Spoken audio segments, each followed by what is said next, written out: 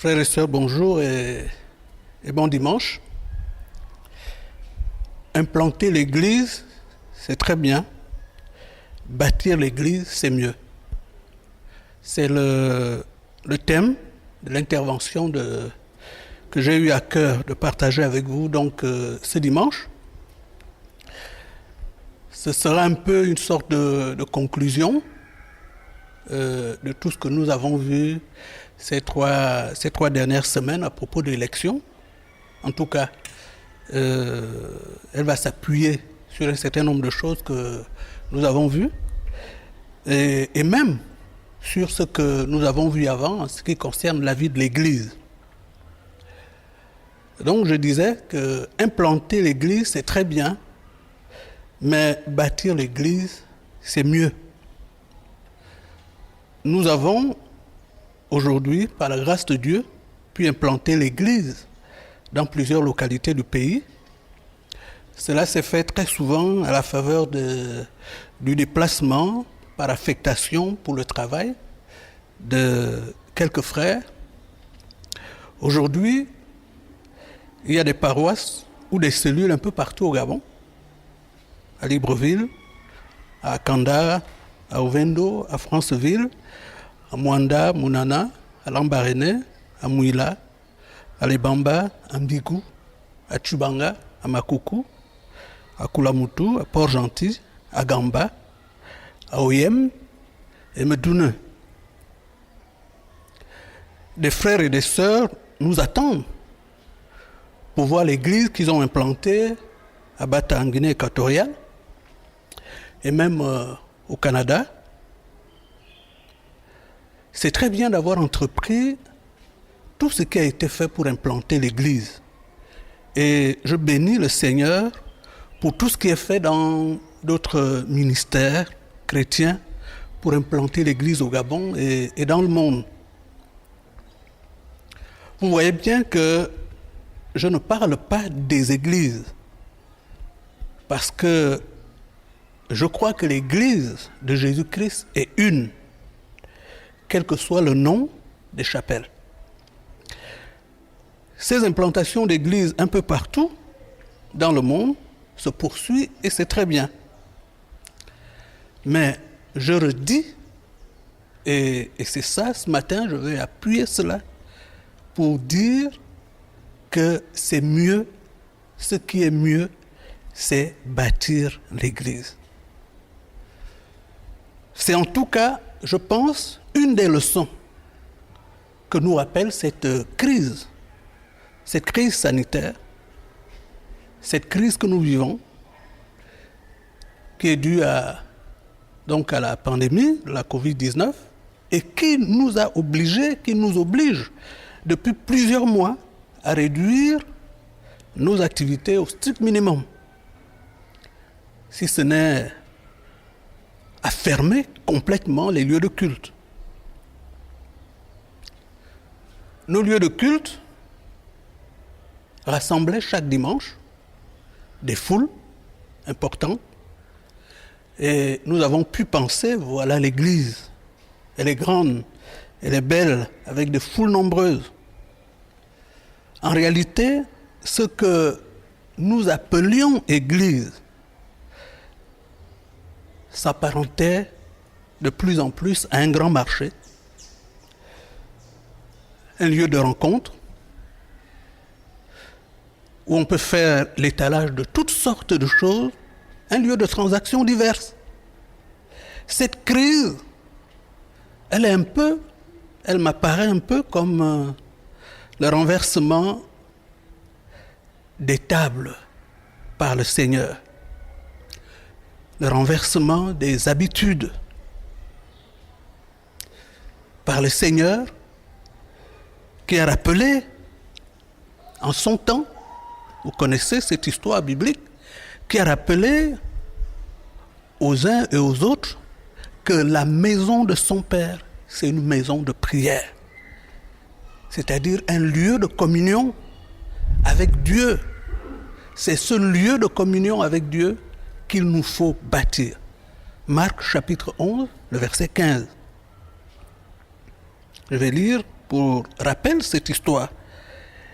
Ils arrivèrent à Jérusalem et Jésus entra dans le temple. Il se mit à chasser ceux qui vendaient et qui achetaient dans le temple. Il renversa les tables des changeurs et les sièges des vendeurs de pigeons. Et il ne laissait personne transporter aucun objet à travers le temple. Verset 17. Et il enseignait et disait, « N'est-il pas écrit, ma maison sera appelée une maison de prière pour toutes les nations, mais vous, vous en avez fait une caverne de voleurs. » Depuis la fermeture des lieux de culte, nous avons maintenu des rencontres en petits groupes. Mais le constat est quand même que beaucoup sont absents à ces rendez-vous, malgré la précaution que nous prenons de respecter les mesures barrières. Il paraît qu'ils ont peur de la Covid-19. Mais je suis sûr que si les lieux de culte étaient à nouveau complètement réouverts, aujourd'hui, après presque une année de fermeture ou semi-fermeture, je suis presque sûr que plusieurs personnes ne reviendraient pas. Est-ce que cela doit nous inquiéter? Est-ce que ce serait un drame? Je pense que non, frères et sœurs. Ce ne serait pas un drame. Et cela ne doit pas nous inquiéter. Bien entendu, nous devons faire des efforts, tous les efforts qu'il faut pour amener aux réunions ceux qui se sont affaiblis. Mais beaucoup d'autres sont simplement répartis vers ce qu'ils n'avaient jamais quitté. Car, frères et sœurs, l'Église est un corps. Un corps avec divers membres qui ont des liens entre eux. Un corps, c'est un assemblage et pas simplement un rassemblement d'éléments. L'Église, c'est l'assemblée ou l'assemblage des hommes et des femmes choisis et mis en place, insérés dans le corps par Dieu lui-même. Insérés dans le corps de son Fils, le Christ. C'est ce que nous lisons dans le livre d'Éphésiens, chapitre 2, à partir du verset 20. Vous avez été édifiés sur le fondement des apôtres et des prophètes, Jésus-Christ lui-même étant la pierre angulaire. En lui, tout l'édifice bien coordonné s'élève pour être un temple saint dans le Seigneur. Verset 22. En lui, vous êtes aussi édifiés pour être une habitation de Dieu en esprit. On rajoute, pour renforcer cette même idée de corps coordonné, 1 Pierre chapitre 2, le verset 5. Et vous-même, comme des pierres vivantes, édifiez-vous pour former une maison spirituelle, un saint sacerdoce, afin d'offrir des victimes spirituelles agréables à Dieu par Jésus-Christ. On parle donc ici de construction, on parle d'un montage et pas d'un tas d'objets comme un tas de sable ou de briques, mais d'un montage pour former une habitation. Les hommes et les femmes qui forment l'Église sont des pierres vivantes, bien coordonnées, c'est-à-dire bien agencées les unes en relation avec les autres, pour former l'habitation de Dieu. Les relations qu'il y a dans le corps entre éléments sont des relations fonctionnelles, des relations de fonctionnement, des relations de complémentarité. Je pense que ces relations ne sont pas affectées par la Covid-19 ou même toute autre chose. Parce que ces relations sont vitales, frères et sœurs. Ces relations sont vitales. La vie de chaque membre dépend de ces relations. Et quand il y a un problème, chacun préserve toujours ce qui est vital, ce qui est indispensable à sa vie. Tout ce qui n'est pas indispensable, on l'abandonne. Quand il y a une crise, pour sauver sa vie. Lorsqu'il y a une agression extérieure, le corps s'organise, le corps se resserre. Il mobilise ses membres pour se protéger. Par contre, tout ce qui n'est pas du corps se disperse. Ce fut le cas, frères et sœurs. Après l'exécution de Jésus, après sa résurrection, après qu'il soit monté au ciel, nous lisons dans les Actes des Apôtres ce qui s'est passé au début de l'Église. Actes chapitre 1, verset 15. En ces jours-là, Pierre se leva au milieu des frères. Le nombre de personnes réunies était d'environ 120. Et il dit, verset 16, « Hommes frères, il fallait que s'accomplisse ce que le Saint-Esprit dans l'Écriture a annoncé d'avance par la bouche de David au sujet de Judas qui a été le guide de ceux qui ont saisi Jésus. » Verset 17. « Il était compté parmi nous et il avait part au même ministère. Cet homme, ayant acquis un champ avec le salaire du crime, est tombé, s'est rompu par le milieu du corps et toutes ses entrailles se sont répandues. » Verset 19. « La chose a été si connue de tous les habitants de Jérusalem que ce champ a été appelé dans leur langue Akeldama, c'est-à-dire champ du sang. » Verset 20. « Or, il est écrit dans le livre des psaumes que sa demeure devienne déserte et que personne ne l'habite, qu'un autre prenne sa charge. Il faut donc que parmi ceux qui nous ont accompagnés tout le temps que le Seigneur Jésus a vécu avec nous, depuis le baptême de Jean jusqu'au jour où il a été enlevé du milieu de nous, il y en ait un qui nous soit associé comme témoin de la résurrection. » Ils en présentèrent deux, Joseph, appelé Barsabas, surnommé Justus, et Matthias. Verset 24. « Puis ils firent cette prière. Seigneur, toi qui connais les cœurs de tous, désigne lequel de ces deux tu as choisi, afin qu'il ait part à ce ministère et à cet apostolat que Judas a abandonné pour aller en son lieu. Ils tirèrent au sort et le sort tomba sur Matthias qui fut associé aux 11 apôtres. » Alors nous avons lu qu'ils étaient 120 réunis. Nous savons pourtant que Jésus était suivi par des foules, des milliers de personnes.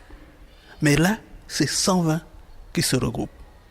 Et il faut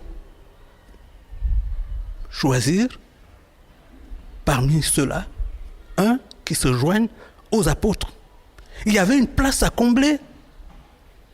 Il fallait donc trouver un individu pour combler cette place dans l'édifice en construction. L'Église est un assemblage. Notre attention doit se porter sur la nécessité d'affermir cet assemblage, cet édifice, de combler et bâtir selon le modèle que Dieu veut. Il fallait 12 témoins. Ils ont recherché le 12e qui manquait. Mais c'est au Seigneur qu'il revient de choisir l'homme ou la femme qu'il faut insérer à cette place. Nous voyons au tout début de l'Église qu'ils ont fait le tirage au sort pour laisser la souveraineté de Dieu s'exprimer à travers ce tirage-là.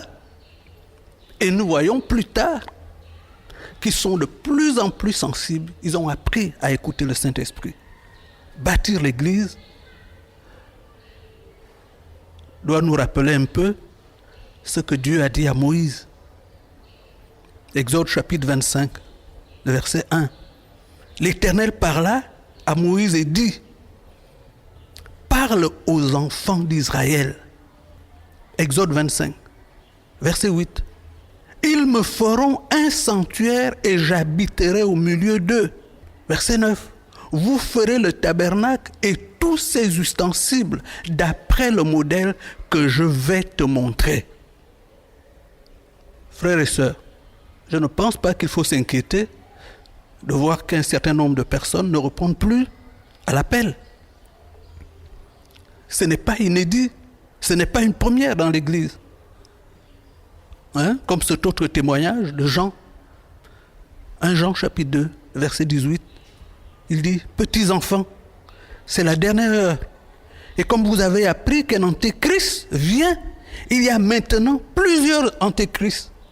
Par là, nous connaissons que c'est la dernière heure. Verset 19.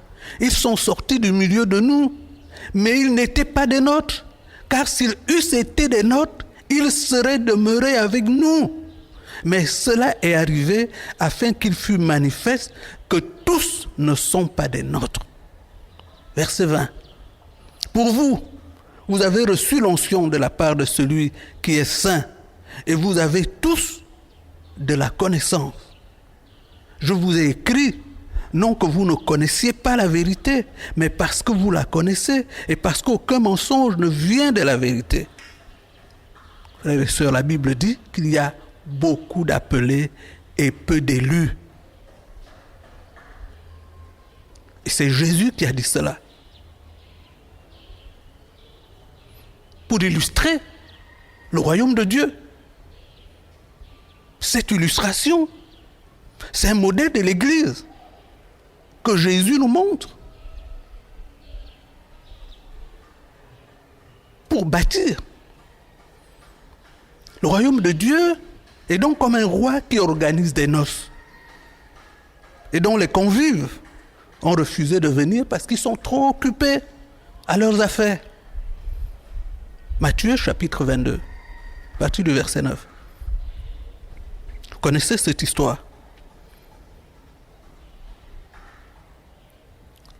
D'un seigneur, d'un roi, qui a invité des personnes et qui étaient trop occupées. Allez donc dans les carrefours et appelez aux noces tous ceux que vous trouverez, puisque ceux qui sont invités ne veulent pas venir. Verset 10. Ses serviteurs allèrent dans les chemins, rassemblèrent tout ce qu'ils trouvèrent, méchants et bons. Et la salle des noces fut pleine de convives. Verset 11. Le roi entra pour voir ce qui était à table. Et il aperçut là un homme qui n'avait pas revêtu un habit de noces. Il lui dit, verset 12, « Mon ami, comment es-tu entré ici sans avoir un habit de noces ?» Cet homme eut la bouche fermée. Alors le roi dit au serviteur, « Liez-lui les pieds et les mains et jetez-le dans les ténèbres du dehors, où il y aura des pleurs et des grincements de dents, car il y a beaucoup d'appelés, mais peu d'élus. » Voilà donc le contexte dans lequel Jésus a dit cela. Beaucoup d'appelés et peu d'élus. C'est vrai que l'entrée est libre, mais il s'agit, frères et sœurs, des noces royales. Il faut avoir des habits de fête, des habits adaptés à une cérémonie de ce rang. Ce sont des noces royales qu'on prépare, frères et sœurs. Bâtir l'église, c'est préparer des noces royales. Nous devons veiller à ce que les convives soient correctement vêtus. Beaucoup d'appelés, mais peu d'élus. Les participants à la fête doivent être les élus. Vous voyez bien que c'est le roi lui-même qui fait le tour des tables pour vérifier. Frères et sœurs, nous avons vu ces derniers temps que la foi et la sanctification sont des signes de l'élection. Sans la foi, il est impossible d'être agréable à Dieu. Sans la sanctification, on ne peut voir Dieu. La foi et la sanctification se manifestent par les œuvres qui sont comme des habits des saints. Apocalypse, chapitre 19, verset 6. Il est écrit ceci. Et j'entendis comme une voix d'une foule nombreuse, comme un bruit de grosse eau, et comme un bruit de fort tonnerre, disant Alléluia, car le Seigneur notre Dieu, tout-puissant, est entré dans son règne. Verset 7. Réjouissons-nous et soyons dans l'allégresse et donnons-lui la gloire, car les noces de l'agneau sont venues et son époux s'est préparé. Verset 8.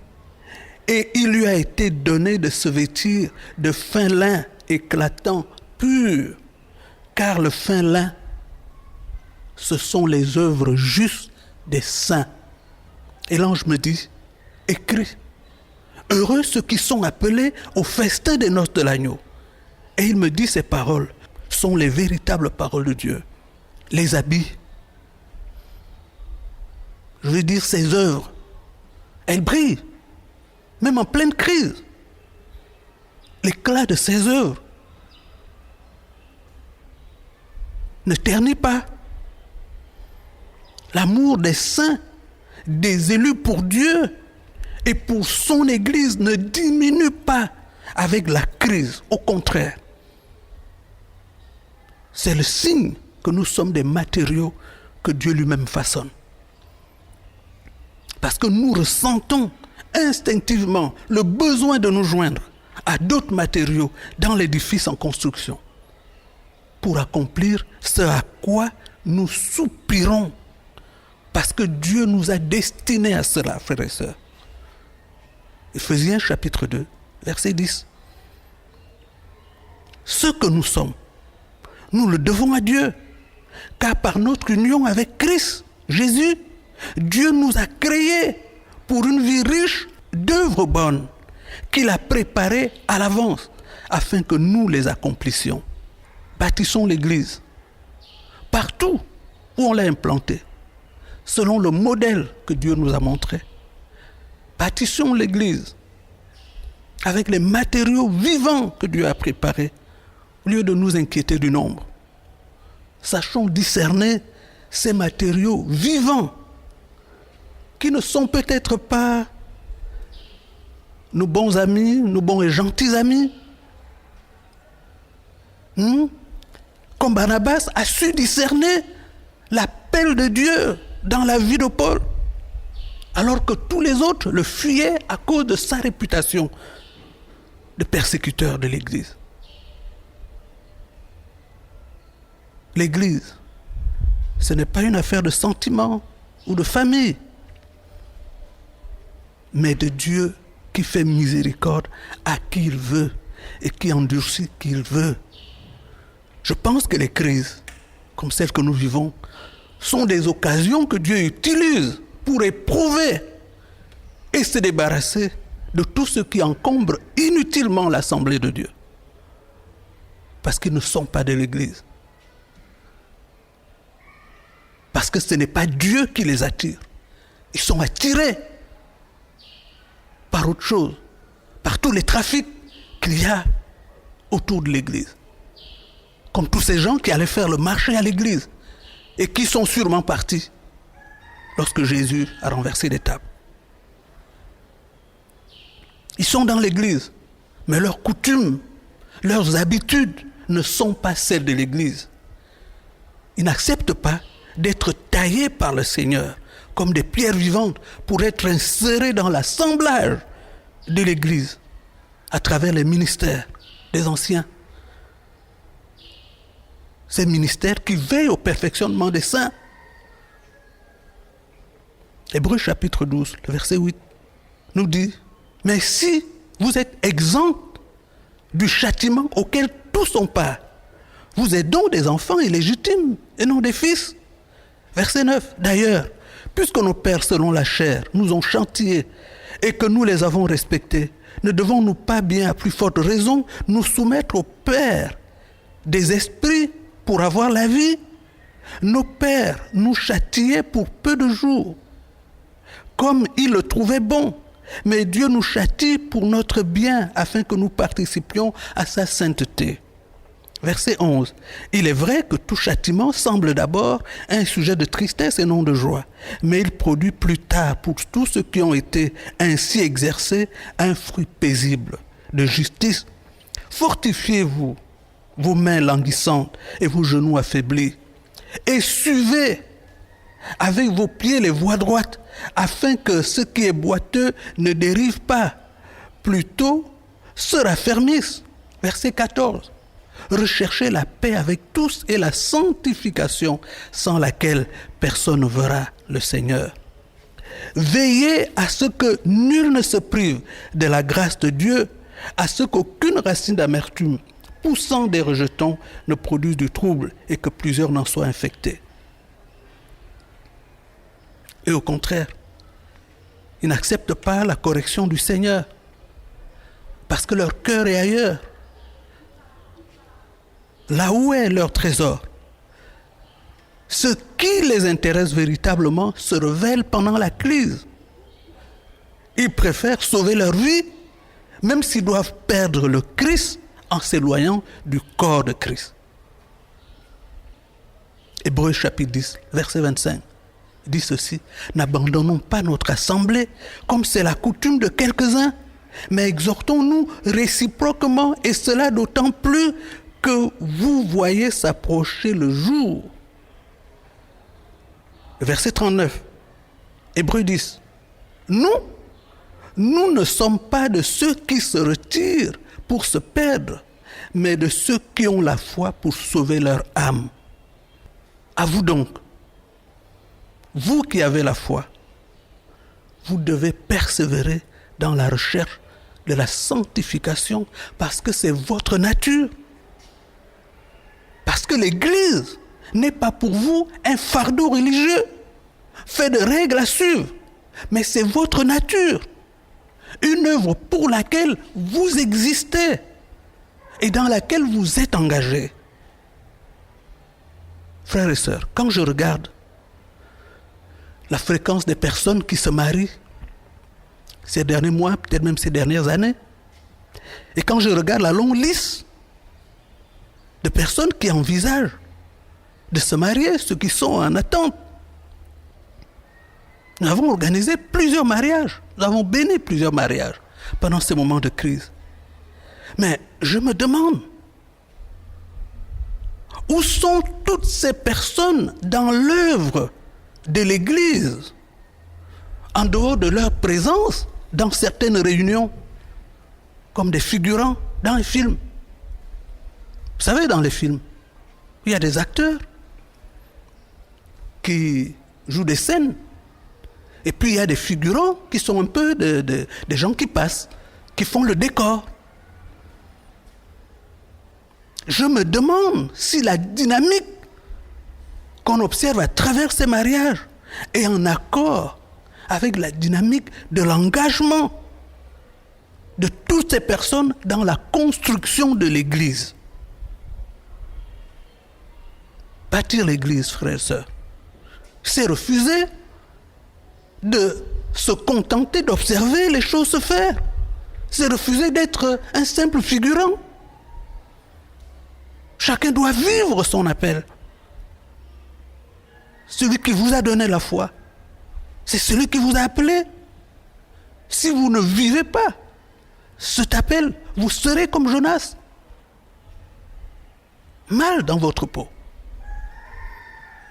Ésaïe a entendu la voix qu'il appelait. Ésaïe chapitre 6, le verset 8, il dit: j'entendis la voix du Seigneur disant: qui enverrai-je et qui marchera pour nous? Je répondis: me voici, envoie-moi. La Bible nous dit dans le livre de Agé, Zacharie, que pour la reconstruction du temple, le temple c'est le lieu de la présence de Dieu. La Bible nous dit que Dieu a réveillé l'esprit de Zorobabel, le gouverneur de Juda, et de Josué, le grand prêtre, et même du peuple. Vous avez la foi parce que Dieu a réveillé votre esprit. Il vous a choisi en Jésus-Christ comme gouverneur et comme prêtre pour construire le temple. En Jésus-Christ, ces deux-là n'en font qu'un. C'est ce que nous lisons dans 1 Pierre chapitre 2, le verset 9. Mais vous êtes une race élue, une communauté de rois prêtres. Louis II dit un sacerdoce royal. Mais c'est traduit ici une communauté de rois prêtres, une nation sainte, un peuple que Dieu a libéré pour que vous célébriez bien haut les œuvres merveilleuses de celui qui vous a appelé à passer des ténèbres à son admirable lumière. Il a dit à Zorobabel que ce n'est pas par les méthodes naturelles de gouvernance, c'était un gouverneur. Il a dit que ce n'est pas par tes méthodes habituelles que tu vas réussir à bâtir le temple, à déplacer la montagne. Mais c'est par l'Esprit de Dieu. Zacharie chapitre 4, verset 6. Nous lisons, alors il reprit et me dit, c'est ici la parole que l'Éternel adresse à Zorobabel. Ce n'est ni par la puissance, ni par la force, mais c'est par mon esprit, dit l'Éternel des armées. Verset 7.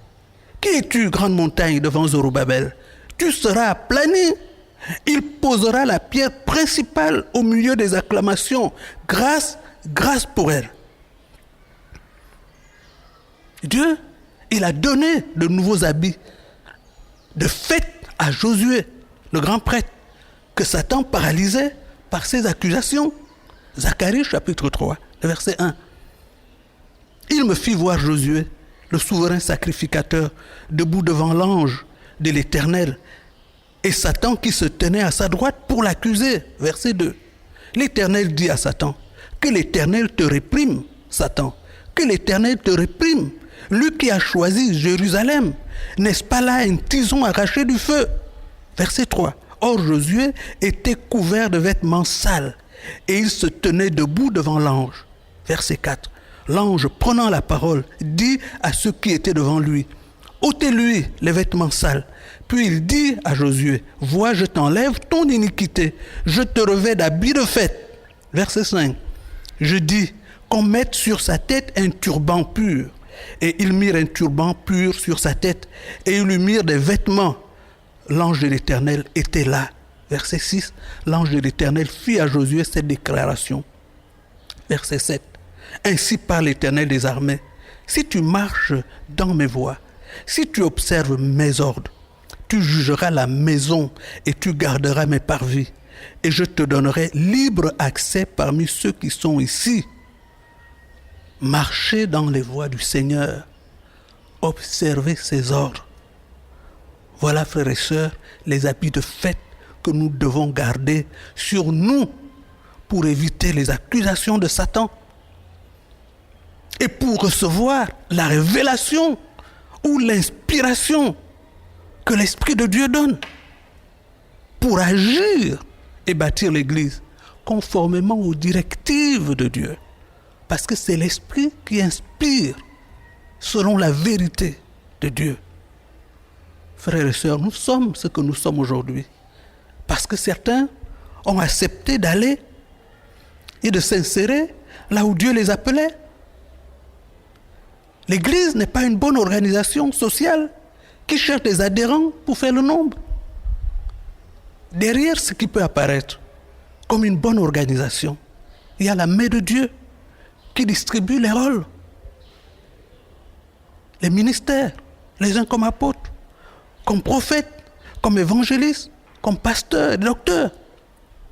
Ces ministères, frères et sœurs, sont des instruments humains par lesquels le Seigneur Jésus assure la coordination de l'édifice en faisant en sorte que chacun trouve sa place dans l'œuvre d'édification. Chacun doit être prêt à partir là où Dieu le veut et non là où ça lui plaît, ou encore rester quelque part en espérant devenir responsable par ancienneté. Chacun doit pouvoir dire « Je suis ici pour faire telle ou telle chose ». Et c'est ce qui détermine mon existence. Le reste, frères et sœurs, n'est qu'alibi et support. Notre existence est déterminée par l'appel du Dieu, l'appel du Seigneur. Voyez-vous, frères et sœurs, l'apôtre Paul, la Bible nous dit qu'il avait un métier. Il était fabricant de tentes. Mais je ne pense pas qu'il est allé à Corinthe pour fabriquer les tentes. Dans Actes chapitre 18, verset 1. Nous lisons, après cela, Paul partit d'Athènes et se rendit à Corinthe. Il y trouva un juif nommé Aquilas, originaire du Pont, récemment arrivé d'Italie avec sa femme, Priscille. Parce que Claude avait ordonné à tous les juifs de sortir de Rome, il se lia avec eux. Verset 3. Et comme il avait le même métier, il demeura chez eux et il travailla. Il était faiseur de tentes. Verset 4. Paul discourait dans la synagogue chaque sabbat et il persuadait les Juifs et les Grecs. Il n'était pas non plus un missionnaire salarié par une organisation ecclésiastique, puisqu'il fabriquait les tentes pour vivre, pour s'entretenir. Frères et sœurs, qui est prêt? Qui parmi vous? Qui est prêt à aller faire sa vie à Mbigou, ou bien à Gamba, ou encore à Lambaréné, ou à Makoukou, comme Art et Marek, qui ont quitté le confort de leur pays de naissance, et certainement la promesse de carrière prestigieuse pour venir affronter la malaria ici chez nous. Travailler pour vivre, tout en étant des instruments de Dieu pour former ce que nous sommes aujourd'hui. Frères et sœurs, pour savoir si vous n'êtes pas seulement des supplétifs ou des figurants qui risquent d'abandonner en cas de crise, mais que vous êtes engagés dans le processus pour bâtir l'Église, vous devez avoir une réponse à cette question-là. Vous devez avoir une réponse à cette question. Réfléchissez-y. Que faites-vous là où vous êtes? Vous fabriquez vos tentes et accessoirement, vous faites l'église? Ou bien, vous faites l'église et fabriquez des tentes pour vivre?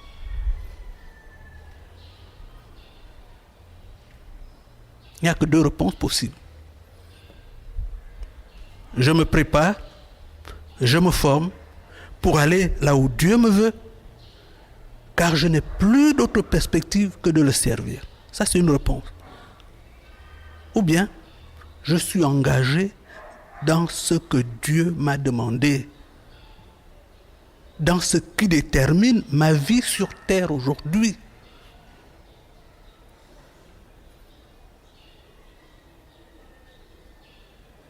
Voilà les deux réponses possibles. Si vous êtes entre les deux, ou si vous n'êtes nulle part dans ces réponses, réfléchissez, frères et sœurs. Implanter l'église, c'est bien, mais bâtir l'église, c'est mieux. Bâtir l'église, c'est construire le temple où Dieu est présent. Le temple où Dieu est présent. Que le Seigneur nous bénisse en cette fin d'année 2020.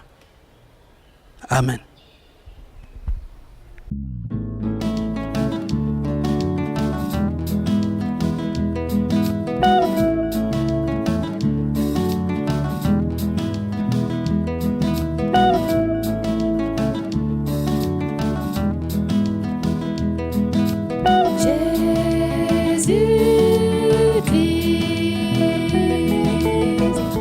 Seigneur notre Dieu,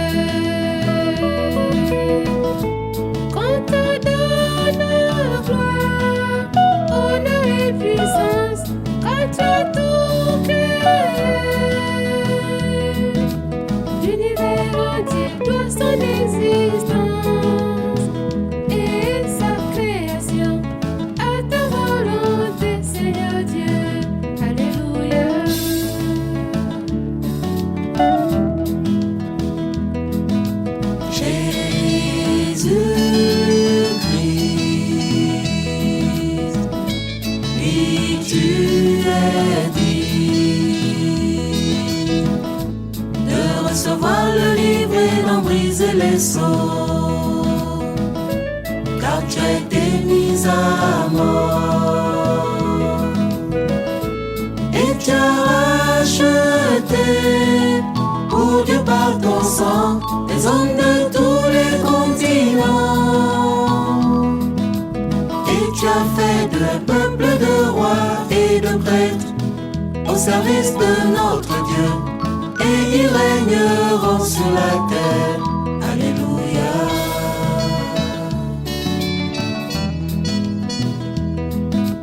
Jésus-Christ, je te chéris. Agneau de Dieu, qui le livre ouvrit, tu es bien heureux. D'éternité en éternité, ton règne d'équité nous comble de félicité. Alléluia.